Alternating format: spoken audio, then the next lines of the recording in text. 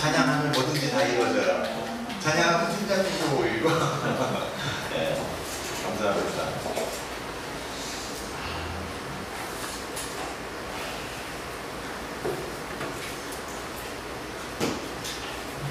자, 오늘은 그렇게 유명한 야곱의 축복 편을 보겠습니다. 찬양으로도 많이 하고 축복으로도 많이 하는 야곱의 축복. 과연 그 내용은 무엇이고 과연 그것은 우리에게 어떤 메시지를 주고 있는지 우리가 성경을 통해서 같이 보겠습니다. 기도하겠습니다. 하나님, 당신의 말씀이 선포됩니다. 우리 안에 그 말씀이 나를 변화시켜 주시옵소서. 영의 눈이 뜨게 하시고 깨닫게 하시고 알아들을 수 있도록 성령 하나님 지혜의 영으로 우리를 붙들어 주시옵소서. 감사합니다. 예수님 이름으로 기도드렸습니다. 아멘. 자, 우리 야곱의 축복 창세기 49장 1절부터요 28절까지 33절인데 28절까지 한번 읽어보겠습니다. 나머지 그 뒤에는 이제 야곱이 죽어서 장사되는 사건입니다. 정말 축복만 다루고 넘어가도록 하겠습니다. 제가 쭉 읽을 테니까 눈으로 따라오시면서 말씀을 잘 참고하시기 바랍니다. 1절 읽겠습니다. 야곱이 그 아들들을 불러 이르되 너희는 모이라. 너희가 후일에 당한 일을 내가 너희에게 이르리라. 너희는 모여들으라. 야곱의 아들들아, 너희 아버지 이스라엘에게 들을지어다. 루벤아, 너는 내 장자요 내 능력이요 내 기력의 시작이라. 윗붕이 월등하고 권능이 탁월하다마는 물의 끓음 같았은즉 너는 탁월하지 못하리니 내가 아버지의 침상에 올라 더럽혔음이로다. 그가 내 침상에 올랐었도다. 시므온과 레위는 형제요 그들의 칼은 폭력의 도구로다. 내 혼아 그들의 모의에 상관하지 말지어다. 내 영혼아 그들의 집회에 참여하지 말지어다. 그들이 그들의 분노대로 사람을 죽이고 그들의 혈기대로 소의 발목 심줄을 끊었음이로다. 그 노여움이 혹독하니 저주를 받을 것이요 군기가 맹렬하니 저주를 받을 것이니라. 내가 그들을 야곱 중에서 나누며 이스라엘 중에서 흩으리로다. 유다야, 너는 내 형제의 찬송이 될지라. 내 손에 내 원수의 목을 잡을 것이요 내 아버지의 아들들이 내 앞에 절하리로다. 유다는 사자새끼로다. 내 아들아, 너는 움킨 것을 찢고 올라갔도다. 그가 엎드리고 웅크림이 수사자 같고 암사자 같으니 누가 그를 범할 수 있으랴. 규가 유다를 떠나지 아니하며 통치자의 지팡이가 그 발 사이에서 떠나지 아니하기를 실로가 오시기까지 이르리니 그에게 모든 백성이 복종하리로다. 그의 나귀를 포도나무에 매며 그의 암나귀 새끼를 아름다운 포도나무에 맬 것이며 또 그것을 포도주에 빨며 그의 복장을 포도즙에 빨리로다. 그의 눈은 포도주로 인하여 붉겠고 그의 이는 우유로 말미암아 희리로다. 스불론은 해변에 거주하리니 그곳은 배 매는 해변이라. 그의 경계가 시돈까지리로다. 이사갈은 양의 우리 사이에 꿇어앉은 건장한 나귀로다. 그는 쉴 곳을 보고 좋게 여기며 토지를 보고 아름답게 여기고 어깨를 내려 짐을 메고 앞제 아래에서 섬기리로다. 다는 이스라엘의 한 지파같이 그의 백성을 심판하리로다. 다는 길섭의 뱀이요 샛길의 독사로다. 말국을 물어서 그 탄자를 뒤로 떨어지게 하리로다. 여호와여, 나는 주의 구원을 기다리나이다. 갓은 군대의 추격을 받으나 도리어 그 뒤를 추격하리로다. 아셀에게서 나는 먹을 것은 기름진 것이라. 그가 왕의 수라상을 차리리로다. 납달리는 노인 암사슴이라. 아름다운 소리를 바라는도다.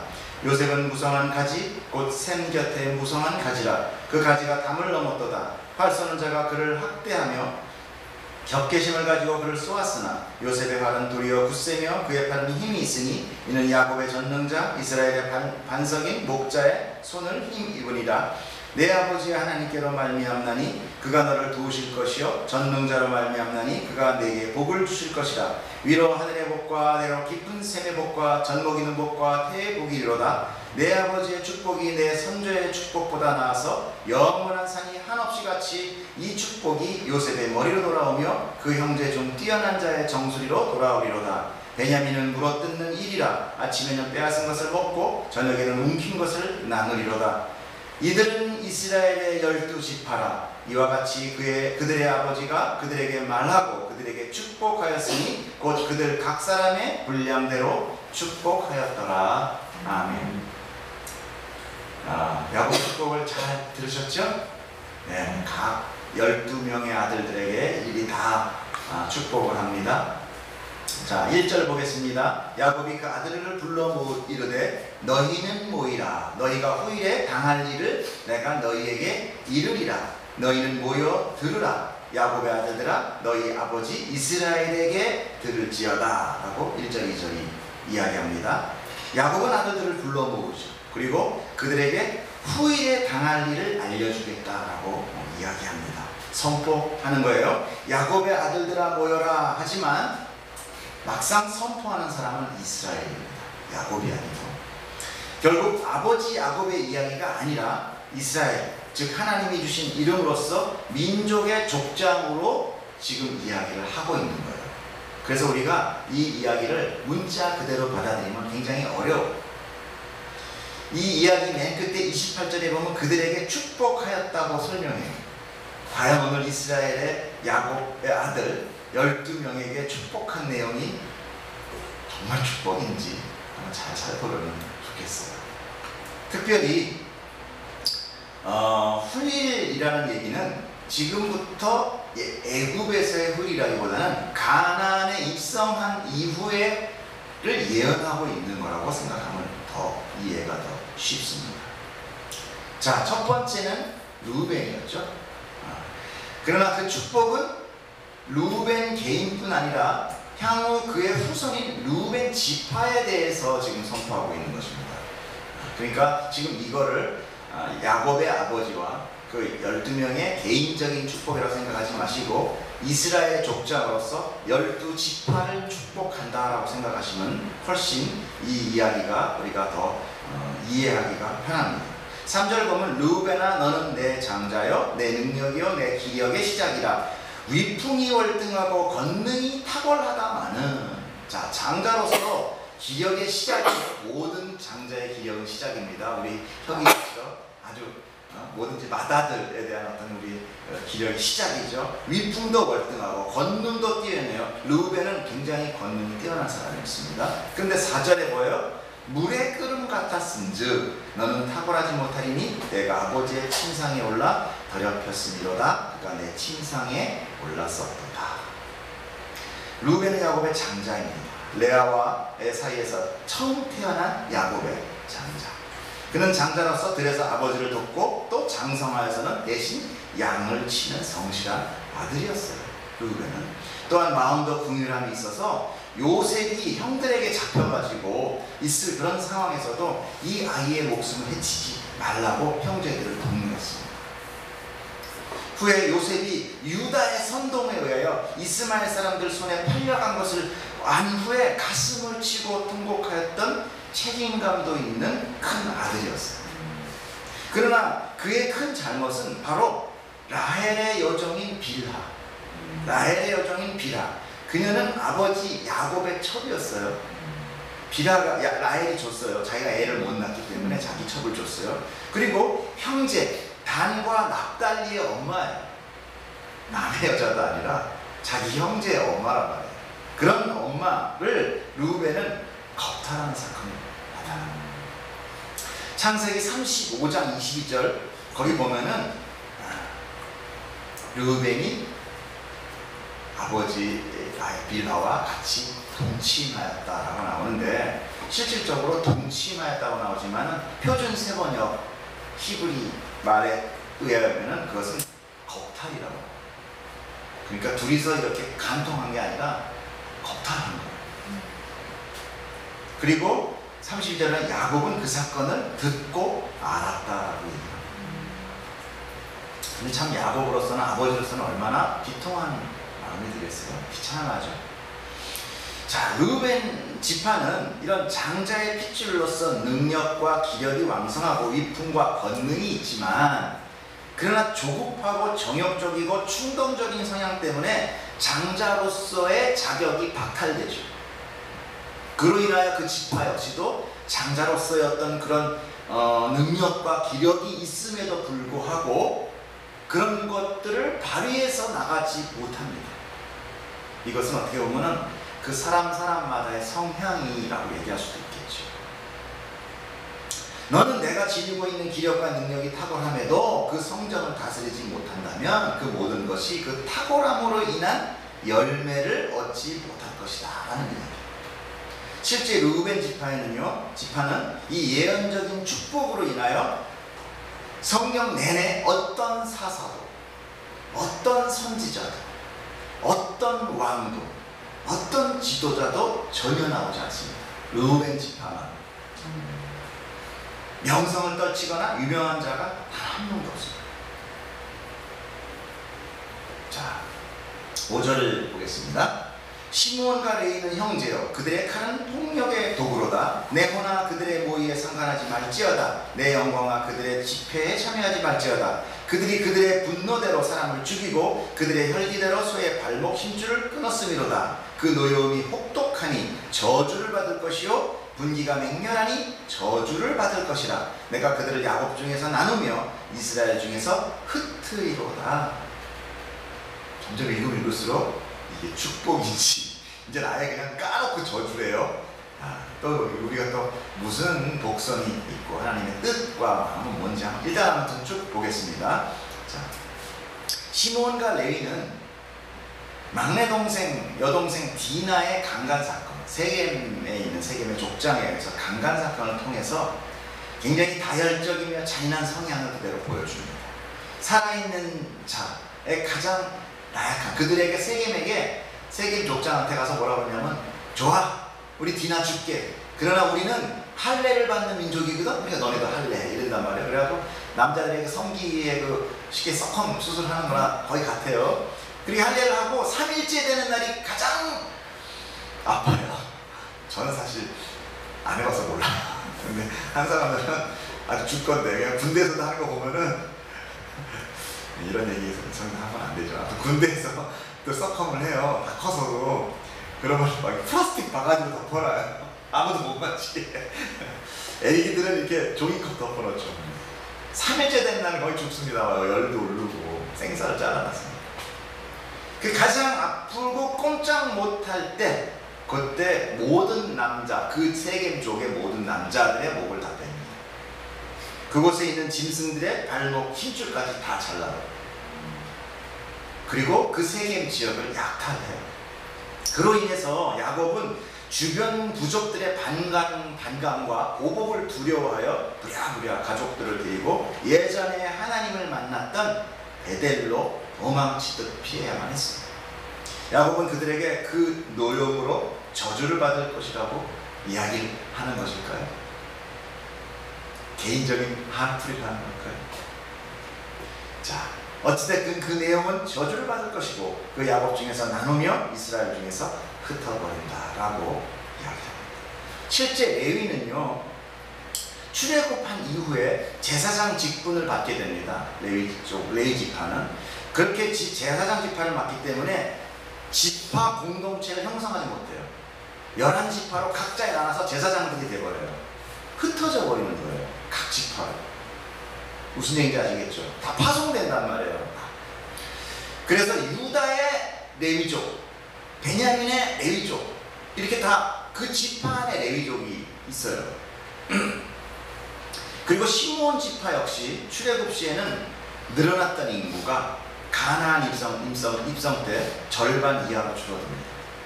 그리고 이윽고 땅을 분배받을 때 유다 지파로 흡수되버려요. 자, 그렇다는 걸 아시고 8절 보겠습니다. 유다야, 너는 내 형제의 찬송이 될지라. 내 손이 내 원수의 목을 잡을 것이요 내 아버지의 아들들이 내 앞에 절하리로다. 유다는 사자 새끼로다. 내 아들아, 너는 훔친 것을 찢고 올라갔도다. 그가 엎드리고 웅크림이 수사자 같고 암사자 같으니 누가 그를 범할 수 있으랴. 규가 유다를 떠나지 아니하며 통치자의 지팡이가 그 발 사이에서 떠나지 아니하기를. 실로가 오시기까지 이르리니 그에게 모든 백성이 복종하리로다. 규라는 것은 어떤 재판관의 어떤 그런 사람들의 죄를 제잖아요. 측량하는 그런 왕이 가지고 다니는 하나의 막대기 같은 거예요. 그러니까 왕으로서의 혈통이 이어진다는 얘기죠. 그 다음에 그 실로가 오시기까지라는 그 실로라는 것은 메시아를 상징합니다. 나중에 여러분 궁금하면 제가 이거에 대해서 다 설명할 수 있죠. 일단 오늘 그렇게까지만 하시고, 그러니까 유다 지파를 통해서 메시아가 온다는 것을 예언하고 있는 거죠. 자, 그의 나귀를 포도나무에 매며 그의 암나귀 새끼를 아름다운 포도나무에 맬 것이고 또 그것을 포도주에 빨며 그의 복장을 포도즙에 빨리로다. 그의 눈은 포도주로 인하여 붉겠고 그의 이는 우유로 말미암아 희리로다. 자, 유다는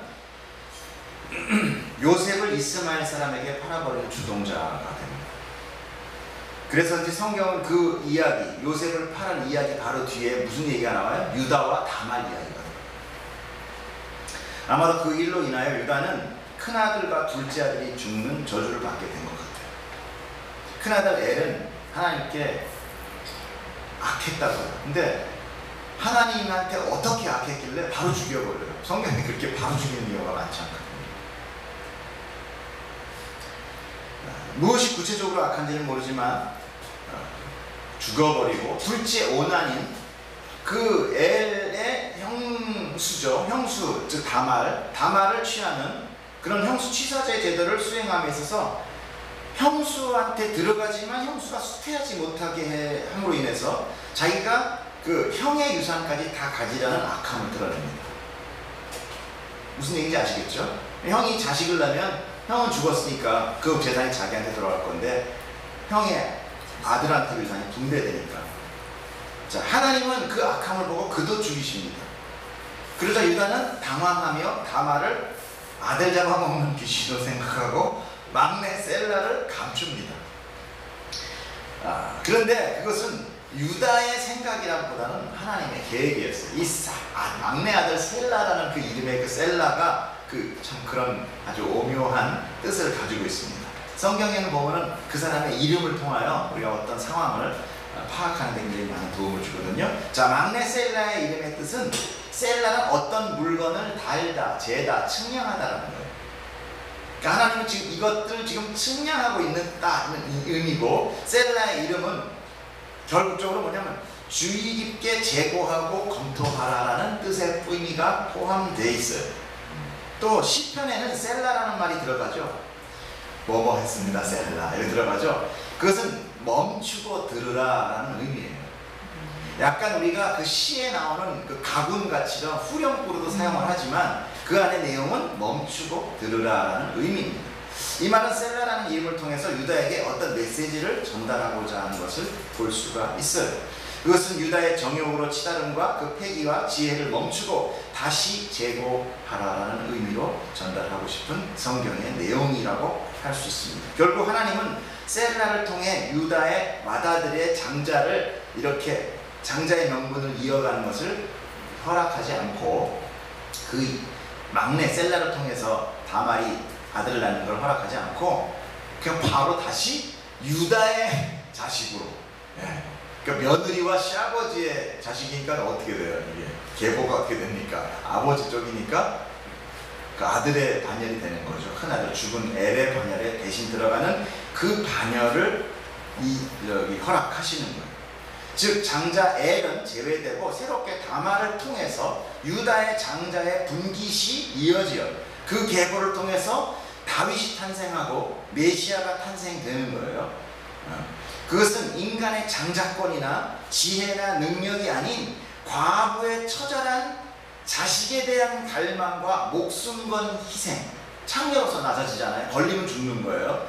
를 통해서 그 처절하고 소망적인 계보 속에서 메시아를 나타내고 있어요. 그 메시아는 그런 낮은 가운데서 올 거다라는 것을 대표합니다.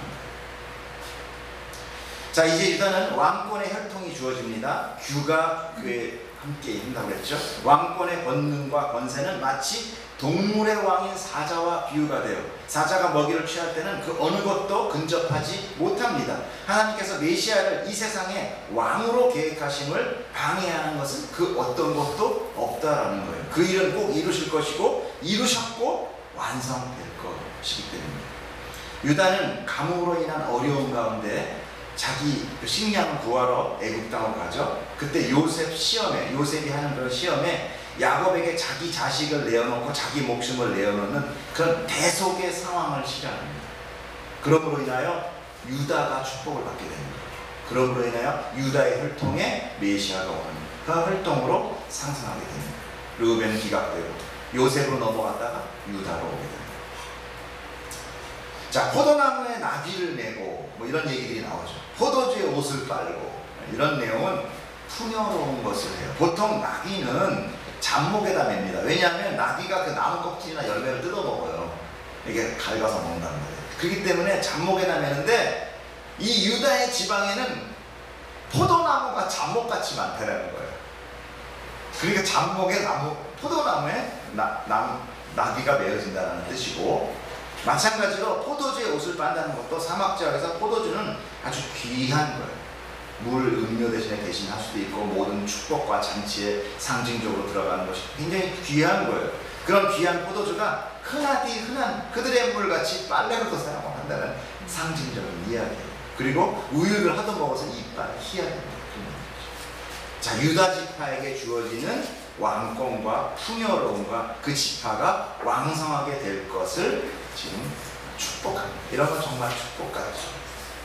자, 22절 보면 그 사이의 형제들은 제가 좀 빼겠습니다. 요셉으로 넘어갑니다. 요셉은 무성한 가지고 샘 곁에 무성한 가지라. 그 가지가 담을 넘었도다. 활 쏘는 자가 그를 학대하며 적개심을 가지고 그를 쏘았으나 요셉의 활은 도리어 굳세며 그의 팔은 힘이 있으니 이는 야곱의 전능자 이스라엘의 반석인 목자의 손을 힘입으리라. 내 아버지 하나님께로 말미암나니 그가 너를 도우실 것이요 전능자로 말미암나니 그가 내게 복을 주실 것이라. 위로 하늘의 복과 아래로 깊은 샘의 복과 젖먹이는 복과 폐의 복이로다. 내 아버지의 축복이 내 선조의 축복보다 나아서 영원한 산이 한없음 같이 이 축복이 요셉의 머리로 돌아오며 그 형제 중 뛰어난 자의 정수리로 돌아오리로다. 요셉으로 인해서 이스라엘이 기근을 면하고 그 축복이 애굽 땅을 넘어 가나안 온 지역을 넘어가고 있습니다. 그 온 지역을 다 살리고 있죠. 형들은 요셉을 시기하고 질투해서 죽이려고 했어요. 그렇죠? 그러나 그 모든 고난은 요셉에게 전함이 복이 됩니다. 큰 힘이 되고 계기가 되었어요. 그것으로 반전의 기회가 찾아온 거예요. 이제 요셉은 형들에게 놀림을 당하거나 강탈을 당하는 존재가 아니라 그들을 보살피는 존재가 되었으며 복의 근원이 되었습니다. 이 모든 것은 요셉의 능력이 아니라 하나님의 계획과 능력이었어요. 그의 아들 에브라임과 므낫세는 이스라엘을 대표하는 지파가 됩니다. 요셉은 이제 형제들 중에서 뛰어난 자로 우뚝 서게 되는 거예요. 앞으로. 자, 27절. 베냐민은 물어뜯는 일이라 아침에는 빼앗은 것을 먹고 저녁에는 움킨 것을 나누리로다. 베냐민의 이 예언이 분명히 드러나는 것은 사사기 20장입니다. 그들은 굉장히 호전적이고 잔인합니다. 사사기에 레위의 첩을 강간함으로 인해 모든 지파가 일어나서 베냐민 지파와 싸우게 되는 사건이 벌어져요. 그런데 오히려 그 모든 10지파를 통틀어서 베냐민 지파가 이겨버립니다. 그렇게 아주 싸나고 아주 보통 지파가 아니에요. 베냐민 지파가. 결국 그 일로 베냐민 지파가 거의 몰살당할 뻔해요. 그래서 나중에 다 죽였다가 야, 이거 한 지파 다 없애면 안 되겠다. 다시 10지파가 의논을 해서 다른 지역에 있는 여자들을 데려와서 이렇게 결혼시켜서 베냐민 지파를 이어지게 이렇게 살리는. 자, 그는 목적과 뜻이 있으면 굽히지 그 중에 목적과 그 베냐민 지파에 있는 사람이 누구냐면 바로 사도 바울이에요. 사도 바울이 베냐민 지파고, 그는 그 목적과 뜻이 있으면 굽히지 않고 오직 자기의 길을 가는 뚝심 있는 자고 결국은 그 뚝심으로 순교합니다. 베냐민 지파 사람들의 그 독특한 절개라고 할까요? 그 고집이라고 할까요? 그런 게 있습니다. 자, 28절 오늘 마지막 절 보겠습니다. 이들은 이 12명 이들은 이스라엘의 12지파. 이와 같이 그들의 아버지가 그들에게 말하고 그들에게 축복하였으니 곧 그들 각 사람의 분량대로 축복하였다. 자, 분명히서 우리가 나오는 것은 지금 12지파라는 것과 축복이라는 것. 여러분, 오늘 야곱의 축복에서 정말 우리가 아는 축복의 이야기가 넘쳐나고 있나요? 어때요? 좀 보면은 안가품하는 야곱의 목소리 같기도 하고 별로 축복 같지 않고 이거 저주받는다고 막 얘기도 나오고 만약에 이것이 정말 여러분이 안에 이해되고 이게 축복이구나라고 생각이 든다면 여러분 영적인 사람. 그러나 우리가 읽는 중에 계속 마음은 어두워지죠. 특별히 루벤이나 레위와 시므온은 거의 저주예요. 그냥 왜 이런 말을 축복이라고 성경은 이야기할까요? 루벤에게는요 야곱이 맺힌 꼭 한풀이 하는 것 같아요. 왜? 자기 첫 비라하고 동침했으니까. 레위와 시므온의 경우는 그냥 아예 축복이라고 얘기하고 있고, 우리는 이 축복의 이야기들을 문자 하나하나에 집착하기보다는 좀 더 하나님의 거시적인 견해로 성경이 우리한테 메시지를 주고 있는 것을 보기를 원합니다. 자, 야곱이 축복을 하는데 조금 전에 봤듯이 28절에 그들은 이스라엘의 12지파라고. 이게 무슨 얘기일까요? 지금 야곱의 아들들 그 12명을 하나의 이스라엘 민족으로 보고 있는 거예요. 즉, 그 구성원들 하나하나는 어떤 자들입니까? 강간한 자요, 살인한 자요, 불같은 성정에 각각 모두 제각각 다른 성향들을 가진 그런 구성원들입니다. 그러나 그들은 이스라엘이다라고 얘기해요. 이스라엘이라는 뜻이 뭐예요? 하나님의 택함받은 백성, 하나님을 이긴, 야곱이 하나님으로부터 받은 이름이잖아요. 그 12지파는 결국 하나의 나라, 즉 백성을 대표하는 자들이고요. 그 이스라엘은 하나님의 나라, 하나님의 택한 백성이라고. 그러니까 이 이야기는 이스라엘의 족장이 이스라엘 백성에게 축복하는 거예요. 그 하나하나의 상황을 보면 저주 같은 이야기도 있고, 그 저주 축복받지 못할 것 같은 그런 마음들과 성향들과 과거의 이력들이 바글바글한 사람들인데, 하나님은 이들을 딱 싸잡아서 너희는 이스라엘이다. 그러니까 그게 바로 축복이잖아요. 잘 이해가 안 가세요? 무슨 얘기인지 아시겠어요?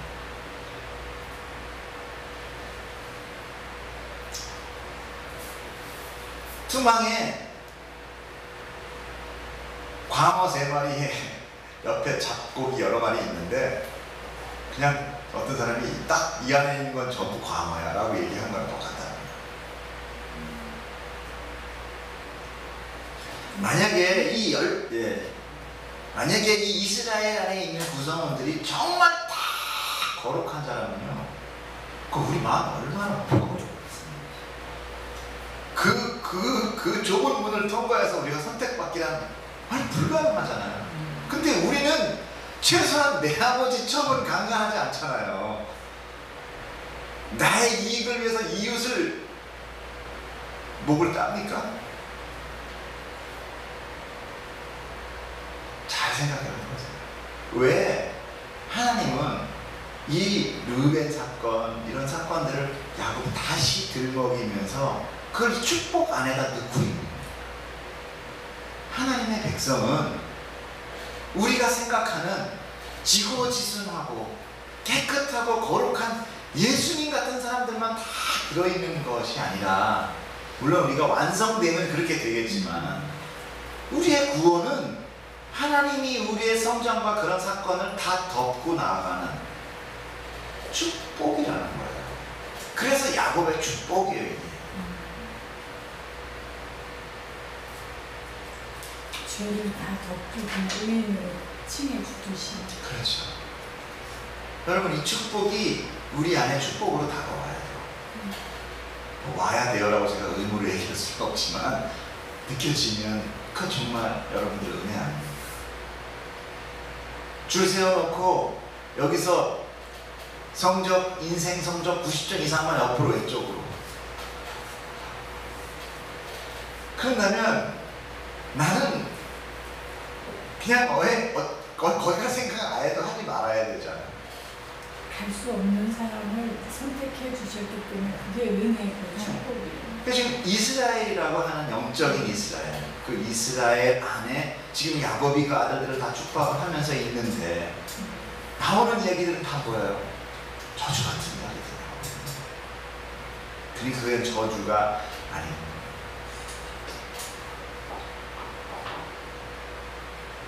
그럼에도 불구하고 너희는 이스라엘이야라고 얘기해요. 다시 말하면 너희는 하나님의 백성이다라는 거죠.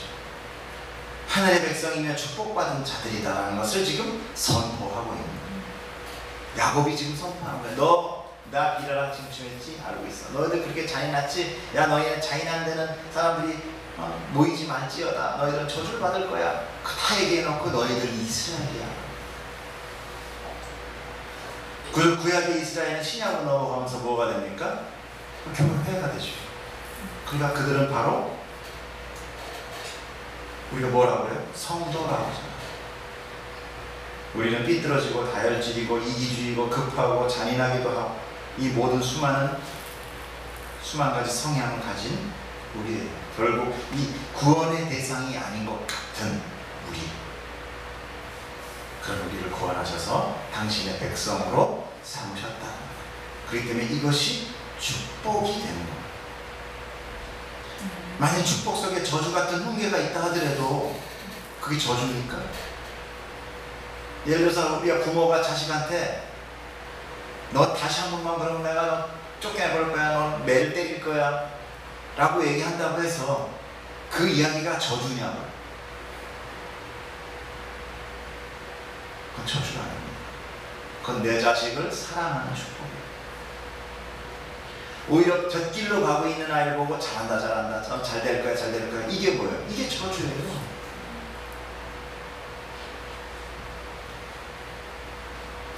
예수님이 거룩하다면 우리는 뭐예요? 예수님의 지체는 몸이잖아요. 그죠? 자, 예수님이 거룩하다면 그분의 몸은 거룩해요, 안 거룩해요? 거룩해요. 그러면 예수님이 거룩하기 때문에 우리도 거룩한 거예요. 자, 비록 손과 발에 오물이 묻었다 하더라도 그 소유가 누구냐에 따라서 우리는 다르게 생각한다.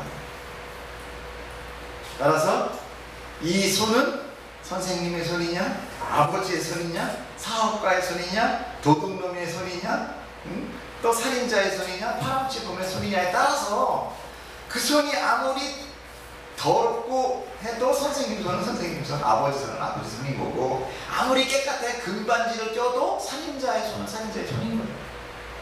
우린 누구의 지체냐고요? 예수님의 지체잖아요. 우리가 얼마나 더러운 손이고 발이고 지체입니까? 그러나 우리가 예수님께 돼버린 거예요. 어떻게? 묻지도 않고 따지지도 않고. 그래서 축복입니다. 그래서 오늘 우리는 축복받는 자들입니다. 아멘. 기도하겠습니다. 사랑이 많으신 하나님, 주님의 사랑